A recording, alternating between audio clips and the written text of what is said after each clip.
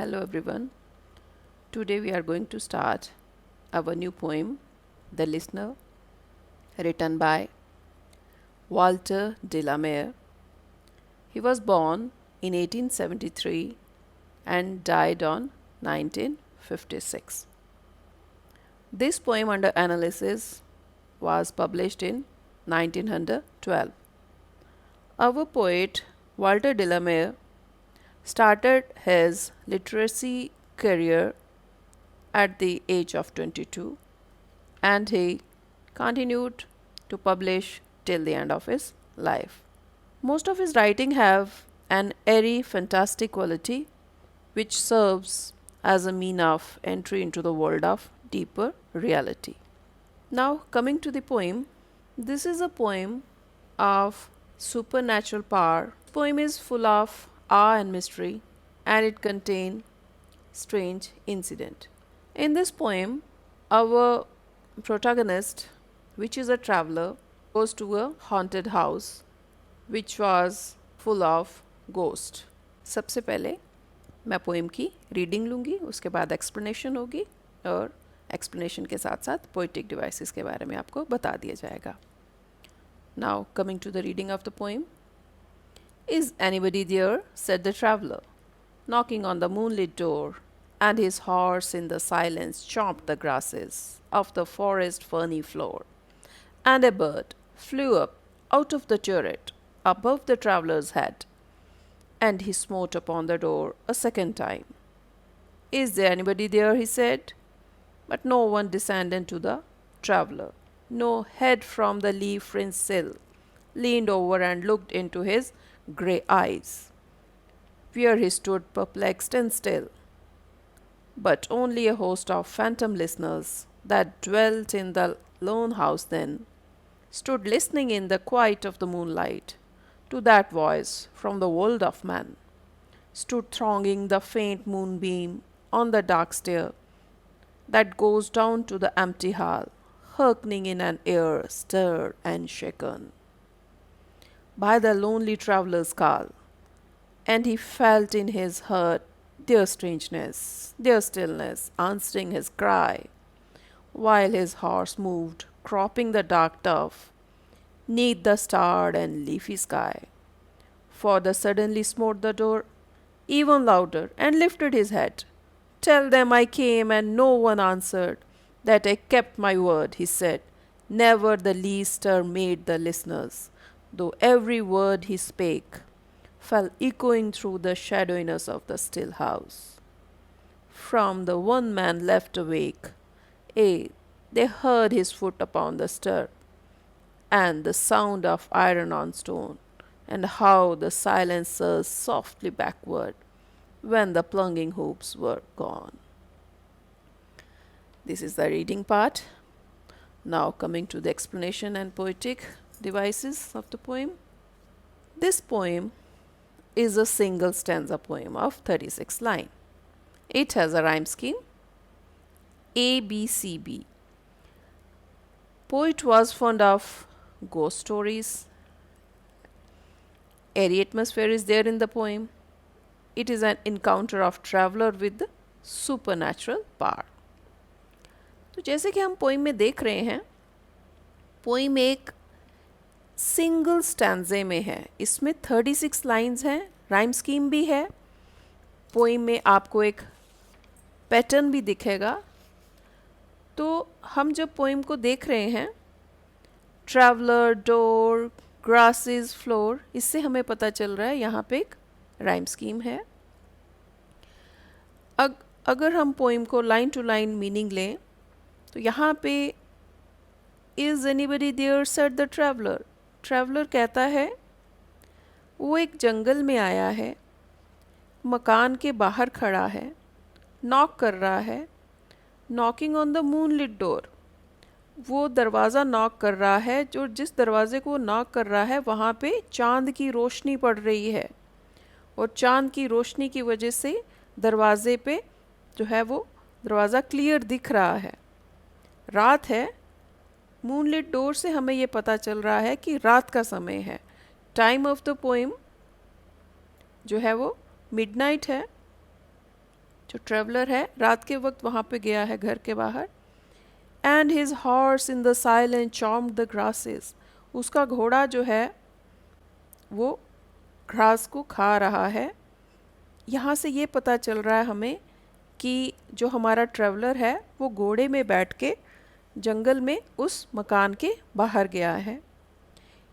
Poem को अगर हम देखें तो पोइट हमें ये दिखाने की कोशिश कर रहा है, यहाँ पे विजुअल इमेजरी है। Knocking on the moonlit door, दरवाजे का चांद की रोशनी से जो है वो चमकना, visual imagery. Silence chop the grasses, horse जो है वो चॉप कर रहा है ग्रास को, च्यू कर रहा है ग्रास को। चॉम्प जो है ये ओनोमोटोपोइया की एग्जाम्पल है और आवाज़ करके घास खा रहा है, इसलिए ये जो है वो एक इमेजरी है जिसको हम कहते हैं ऑरल इमेजरी, सुनाई देता है जिससे। और नेक्स्ट है ऑफ द फॉरेस्ट फर्नी फ्लोर, कहाँ से घास चर रहा है, जंगल के उस फ्लोर से, उस जगह से जहाँ पे पूरे फर्न्स उगे हुए हैं। यहाँ पे विजुअल इमेजरी है और साथ में यहाँ पे इलिट्रेशन भी है। फॉरेस्ट फर्नी फ्लोर, पूरा जंगल जो है वो भरा पड़ा है फर्न से। फर्न एक ऐसा पौधा होता है जिनमें फ्लावर नहीं होते, फ्लावरलेस प्लांट, उसको घोड़ा जो है वो खा रहा है। And A bird flu up out of the turret, एक पक्षी उड़ के जो है वो टर्रेट से बाहर आता है। यहाँ से पोइट ये दिखाने की कोशिश कर रहा है, विजुअल इमेजरी है कि मकान जो है वो बहुत बड़ा है, उसके ऊपर एक जो है वो गुंबद टाइप का ऊंची जगह है, टावर है। टर्रेट मीन्स टावर, वहाँ से पक्षी उड़ के आता है। अबव द ट्रैवलर्स हेड, कहाँ पे आता है, ट्रैवलर के सिर के ऊपर से उड़ के जाता है। This is also a visual imagery. And आप ये भी देख रहे हैं कि अंधेरी रात में जहाँ कोई भी उसको दिखाई नहीं दे रहा और वो दरवाजे को नॉक कर रहा है, वहाँ से पक्षी उड़ के आता है साइलेंस को तोड़ता हुआ। तो यहाँ पे वो ऐसा एटमॉस्फेयर क्रिएट करने की कोशिश कर रहा है पोइट कि यहाँ पे डरावनी जगह है, कोई नहीं है, आपको पूरा सीन क्रिएट करके वो दिखा रहा है कि कितना जो है वो एरी एटमॉस्फेयर है, उसमें कितनी जो है फियर है जगह पे। And he smote upon the door a second time, वो दूसरी बार एक बार फिर से दरवाजे को नॉक करता है। Is there anybody there, he said, फिर से वो यही बात कहता है कि कोई अंदर है। स्मोट मीन्स नॉक करना, हिट करना।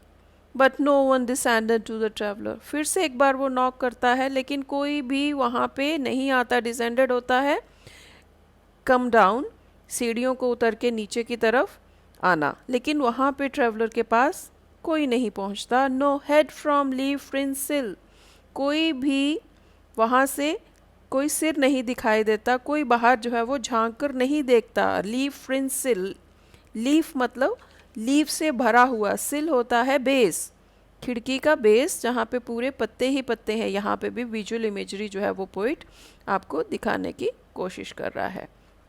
कोई बाहर नहीं आ रहा, किसी का सिर बाहर झुका हुआ नहीं दिखा। Leaned over and looked into his grey eyes, कोई भी बाहर झुक के नहीं देख रहा और कोई भी बाहर जो है वो उसकी थकी हुई आँखों को नहीं देख रहा। यहाँ पे ट्रैवलर की ग्रे आइज से पोइट हमें दो चीज़ें बताने की कोशिश कर रहा है। यहाँ पे ग्रे आइज का एक मतलब तो है टायर्डनेस ऑफ ट्रैवलर शो कर रहा है, और दूसरा ये एक तरह से इल्यूजन दिखा रहा है, आपको ये बताने की कोशिश कर रहा है कि यहाँ पे जो ट्रैवलर आया है वो जो है वो किस मूड में है या किस जो है वो सिचुएशन में है, उसका दिल डरा हुआ है। फियरफुल आइज भी इसको आप ग्रे आइज को कह सकते हैं। Where he stood perplexed and still, और वो वहाँ पे बिना हिले डुले खड़ा है। Perplexed means puzzled, still मतलब motionless. But only a host of phantom listener that dwelt in the house, in the lone house then. वो कह रहे हैं कि वो जो आवाज़ है उसके द्वारा जो स्मोट की आवाज़ है, सिर्फ कौन सुन रहे हैं, फैंटम सुन रहे हैं, भूत सुन रहे हैं जो कि उस घर में, अकेले घर में रहते हैं। Loan house, isolated house. Stood listening in a quite of the moon light, वो चुपचाप सुन रहे हैं, सारे गोस्ट जो हैं वो चुपचाप ट्रैवलर की जो है वो आवाज़ को सुन रहे हैं. The two that voice from the world of man, वो आवाज़ जो कि कहाँ से आ रही है, एक नेचुरल वर्ल्ड से आ रही है. The only alive person is there is that the traveller. उसकी आवाज़ जो है वो सुनाई दे रही है. ये नेचुरल वर्ल्ड की आवाज़ सुपर नेचुरल वर्ल्ड के जो लिसनर्स हैं, जो फैंटम हैं, वो सुन रहे हैं. Stood thronging the faint moonbeam on the dark stair, वो सारे भीड़ बना के सीढ़ियों में खड़े हैं, जो कि बिल्कुल अंधेरी सीढ़ियां हैं, लेकिन थोड़ी थोड़ी चांद की रोशनी उन पे पड़ रही है. यहाँ भी विजुअल इमेजरी है. That goes down to the empty hall, और वो सीढ़ियाँ नीचे खाली हॉल की तरफ जाती हैं. Hearkening in air stir and shaken, hearkening means सुनते हैं, वो सुन रहे हैं, और वो सुन रहे हैं वो आवाज़ जो ट्रैवलर की आवाज़ है, और उसकी आवाज़ से जो शांत हवा है वो हिल रही है, उसमें डिस्टर्बेंस हो रही है. Stir means disturbance. By the lonely traveller's call, किसकी आवाज़ से स्टर हो रही है, डिस्टर्बेंस हो रही है? ट्रैवलर की कॉल से, जो कि अकेला बोल रहा है.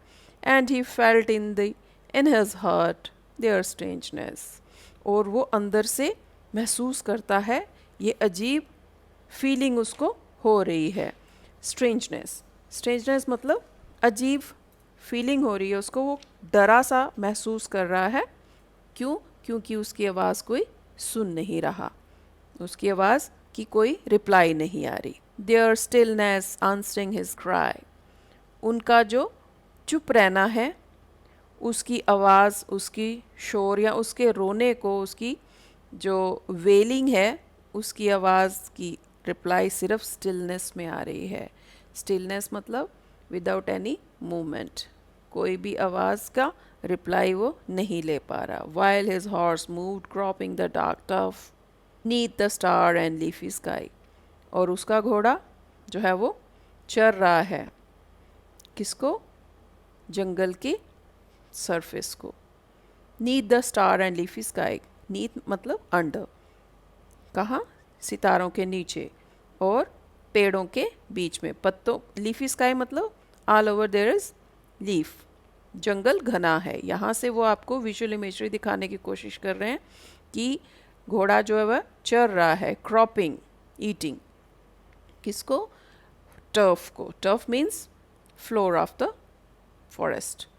और वहाँ पे सितारे हैं, रात का टाइम है. For he suddenly smote the door even louder and lifted his head, और अब वो लास्ट टाइम ज़्यादा ज़ोर से जो है वो नॉक करता है, और ज़ोर से बोलता है, अपने सिर को उठा के ज़ोर से बोलता है. Tell them I came and no one answered, उनको बता देना मैं आया था और किसी ने मेरी बात का जवाब नहीं दिया. That I kept my word he said, और मैंने अपना प्रॉमिस निभाया.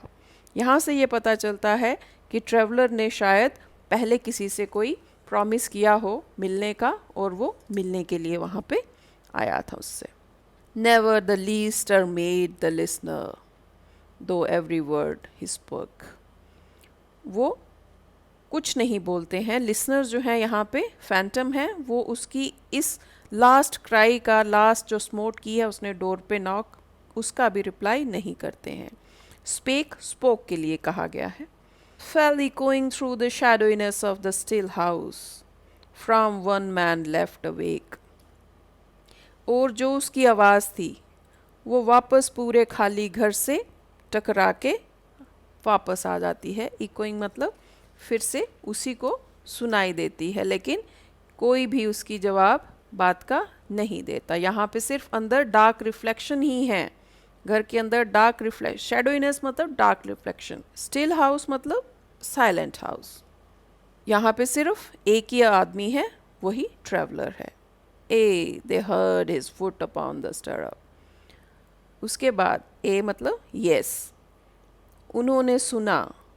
वो अपने घोड़े की रकाब के ऊपर, स्टरअप होता है पाँव रखने की जगह, घोड़े के ऊपर बैठने के लिए जो सैडल के साथ बंधा होता है.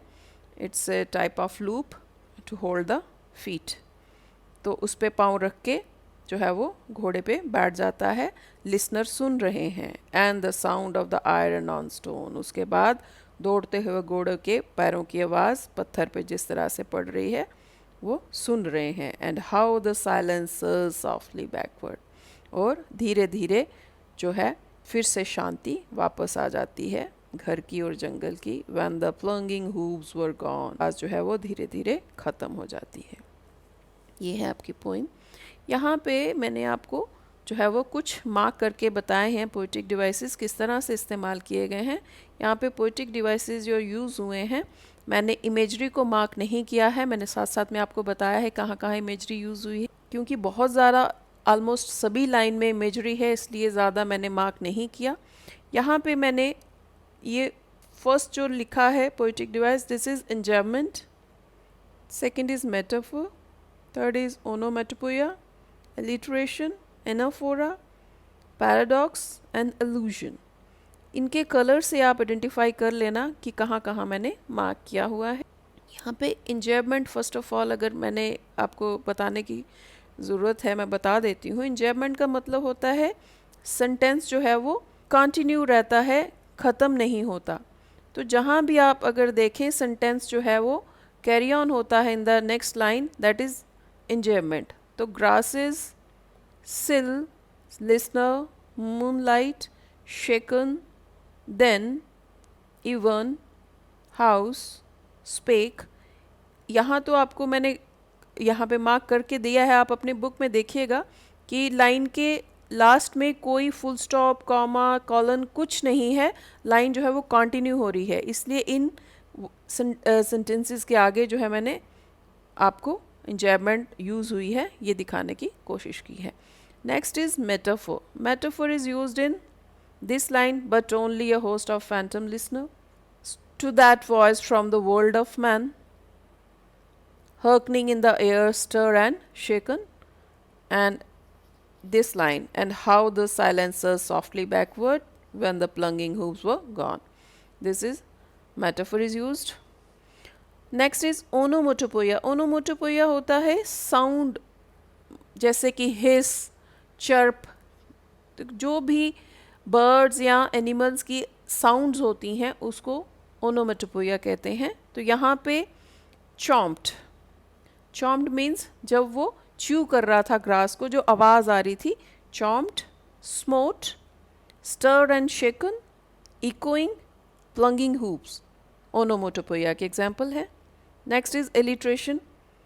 Alliteration, all the green lines are example of alliteration। His horse, forest ferny floor, leaf fringed sill, leaned over and looked into, stirred and shaken, air stirred and shaken, in his heart, he felt in his heart is alliteration। Starred and leafy sky suddenly smote the door louder and lifted his head, shadowiness of the still house, heard his foot, they heard his foot upon the stirrup, sound of iron on stone, silence surged softly backward, all are the example of alliteration। Next is anaphora। When some phrase or word is repeatedly used in a sentence, and, no, no, that, stood, that, and, and. These are the example of anaphora। Next is paradox। What is paradox? Paradox is an example of contrasting things, old and new, beautiful and ugly, when two contrasting things are written in a single line or in a sentence। There is paradox used in stillness answering his cry, silence surged softly backward। Next is allusion। Only one example is there, grey eyes। Hope you got the poem and the poetic devices also. Thanks a lot.